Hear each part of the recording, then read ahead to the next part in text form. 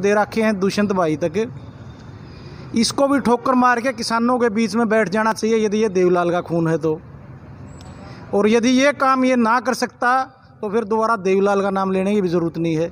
इतनी खिचड़ी सरकार है, इसमें गृह मंत्री कुछ कहता है, मुख्यमंत्री कुछ कहता है, मुख्यमंत्री कुछ कहता है, न कोई नीति है न कोई नियत है, और भुगत रहा है पूरे प्रदेश का कमेरा वर्ग। इनको यही उनको ताकत दी है।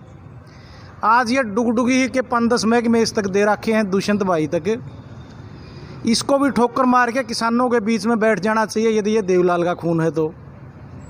और यदि ये काम ये ना कर सकता तो फिर दोबारा देवलाल का नाम लेने की भी ज़रूरत नहीं है। मंडी में दोबारा से आई हूँ आप लोगों को दिखाने के लिए कि किसानों की क्या अपडेट है।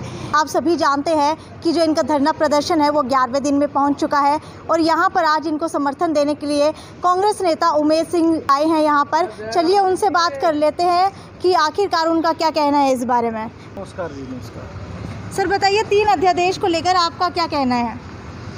देखिए, ये जो 3 कानून भारत सरकार लेके आई है पार्लियामेंट में और लोकसभा में तो पास करने का भी काम किया है।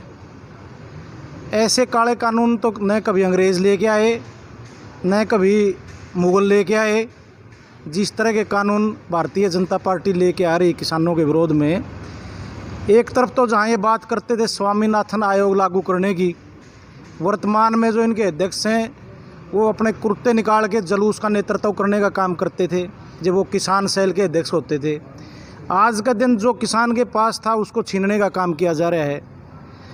हम इस धरने के माध्यम से ये मांग करते हैं कि हरियाणा सरकार, भारत सरकार तुरंत इन अध्यादेशों को या तो वापस ले या वो अमेंडमेंट इनमें करे जो किसान भाई चाह रहे हैं। और जो सहयोगी दल है यहाँ भारतीय जनता पार्टी का जेजेपी, खट्टर साहब के साथ हम उप मुख्यमंत्री जी से भी ये मांग करते हैं कि आपको किसानों ने बड़े ऊंचे ओहदे तक पहुंचाया है और यहाँ जितने साथी बैठे हैं सारे उनको वोट डालने वाले बैठे हैं, मेहनत को डाले।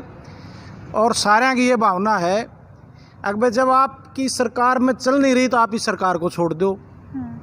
पंजाब में सुखबीर बादल की मिसिज ने जो केंद्र में मंत्री थी, बहुत बड़ा पद था केंद्र का मंत्रालय का, उसको ठोकर मार दी किसानों के लिए, क्योंकि किसानों ने ही उनको ताकत दी है।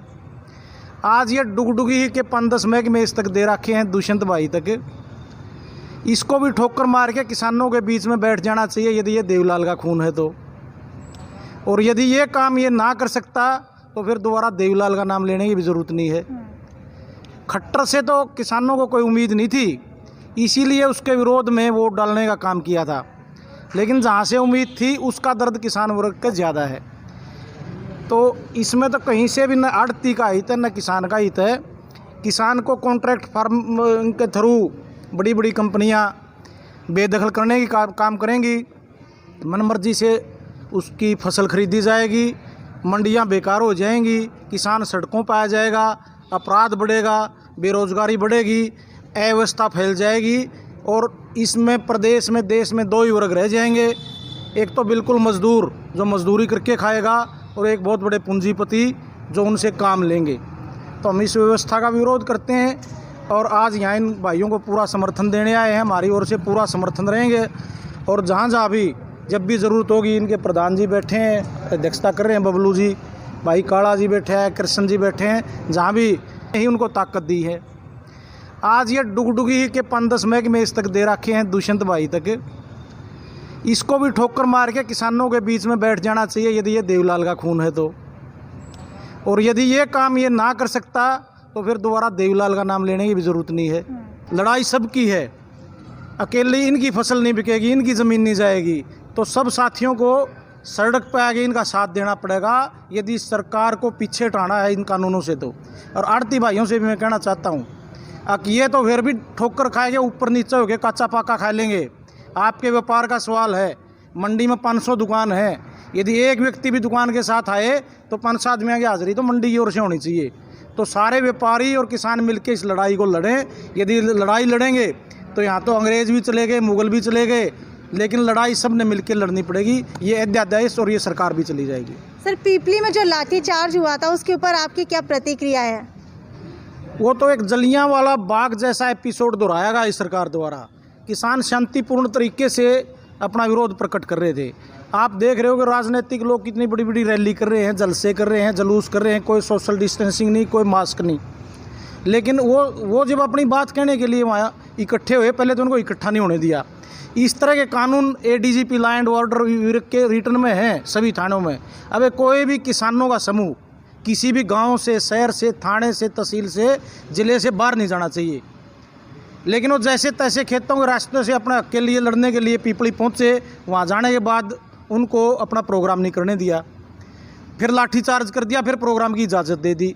इतनी खिचड़ी सरकार है। इसमें गृह मंत्री कुछ कहता है, मुख्यमंत्री कुछ कहता है, मुख्यमंत्री कुछ कहता है। न कोई नीति है, न कोई नियत है, और भुगत रहा है पूरे प्रदेश का कमेरा वर्ग इनको। तो दुष्यंत चौटाला जी हमेशा से कहते थे कि मैं कमेरे वर्ग के लिए काम करता हूं। जब विधानसभा के इलेक्शन थे तब उन्होंने कहा कि कमेरा वर्ग को ही उन्होंने मुद्दा बनाया, लेकिन अब देखें तो सबसे ज़्यादा कमेरा वर्ग ही रो रहा है। तो इसके ऊपर आपका क्या मानना है? क्या उप मुख्यमंत्री होने के नाते उनके पास कोई भी अधिकार नहीं है कि वो खट्टर साहब के साथ मिलकर रणनीति तैयार कर सके और जो किसान हैं उनको उनके अधिकार में काम कर सके? देखिए, दुष्यंत जी किसानों की बात करते थे, आपकी बात 100% जायज़ है, और किसानों ने भी अपना मान के उनको वोट देने में और ताकत देने में कोई कमी नहीं छोड़ी थी। जब भाजपा के खिलाफ लोगों ने वोट दिया था, वो भाजपा की गोदी में बैठने के बजाय यदि संघर्ष करते तो बहुत बड़े नेता बनते। आज एक विकल्प होते हरियाणा में वो, लेकिन एक छोटे से लालच में, स्वार्थ में, जिसके परदादा प्रधानमंत्री पद तक पहुँचे हों और प्रधानमंत्री पद का ठोकर मारी हो, उसके लिए उप मुख्यमंत्री तो क्या है, 3 बन लिए एक स्टेट में। पीछे चंद्रमोहन जी भी थे, आज भी कहीं भी मिल जाएंगे आपको, कोई पद भी नहीं होता। इस पद के लिए पूरा किसान वर्ग के हितों को बेचने का काम किया है। लेकिन अब भी मौका है, आज समय है, यदि वापस वो किसानों के अंदर बैठ के और अपनी गलती का एहसास करें तो आगे की राह उनके लिए आसान होगी। नहीं, आपके माध्यम से ये कहना चाहता हूँ, यदि अब भी उन्होंने ये फैसला नहीं लिया तो प्रदेश का किसान उनको कभी ज़िंदगी भर माफ़ नहीं करेगा। आज दुष्यंत चौटाला जी इन 3 अध्यादेशों को लेकर मुख्यमंत्री मनोहर लाल के साथ मीटिंग करेंगे, तो क्या लगता है कि ये 3 अध्यादेश वापस ले लिए जाएंगे या फिर वो भी उन्हीं के साथ मिल जाएंगे? अध्यादेश तो वापस नहीं होंगे, ये तो आप मान के चलो। खट्टर साहब में इतनी हिम्मत ही नहीं है कि वो प्रदेश के लोगों की आवाज़ मोदी के सामने उठा सके। अध्यादेश में ये अमेंडमेंट भी करवा दें, MSP का, मंडियों का, कॉन्ट्रैक्ट फार्मिंग में जो लिटिगेशन होती है उसका, ये 4-5 अमेंडमेंट करवा दें तो भी नहीं मान लें कुछ किया इन्होंने। बहुत बहुत शुक्रिया सर आपका हमारे साथ जुड़ने के लिए। शुक्रिया जी, आपको भी और आपके दर्शकों को भी मेरी ओर से बहुत बहुत नमस्कार।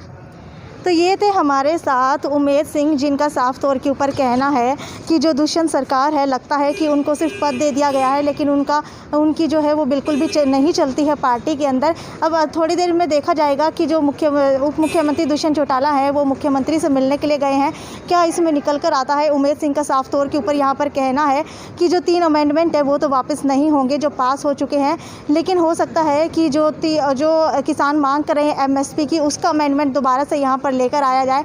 तब आपको आगे की खबरों से अपडेट कराते रहेंगे। हमें दीजिए इजाज़त, नमस्कार।